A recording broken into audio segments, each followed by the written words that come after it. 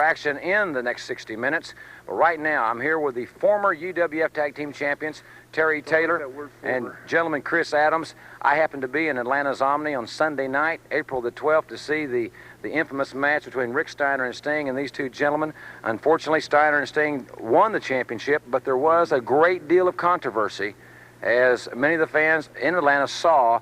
And Terry and Chris, gentlemen, I'm sorry it happened. I should be unbiased, but there's going to be better days in tag team wrestling for Terry Taylor and Chris Adams. Yeah, I think so.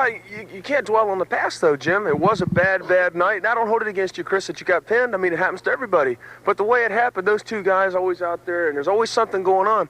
But Chris and I have been talking about it. I don't think there's a whole lot of bad blood about it. We could do it again if we decided we want. Go ahead. No, you're right, but I was going to ask you a question, you see, because we have been tag team partners for a long time, yes, sir, and successful, and we've always looked after each other's back, right, and we've always looked after each other's interests, okay? So I figure, you know, I still don't know why we lost, and I think that we ought to get down to the nitty-gritty and go over the match and see exactly what happened. For example, you know, when you lose grip, you start to slide, and I don't want that to happen to me and you, Terry. It's just a bad night, Chris. You know, that's anybody. We just had a little bad luck. I'm not holding it against you. Please don't make it look like it's like, oh. I realize that, but let's go over the match. What happened in the match? That's in the past a little bit. I'm not trying to be a little hateful or anything, but it's in the past. We have to move forward. You can't keep looking back.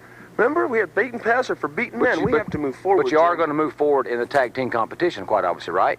Sure. Well, remember we were talking in the car a little bit, and we said something about a little bit of singles and a little bit of tag. I mean, you have to spice it up a little bit.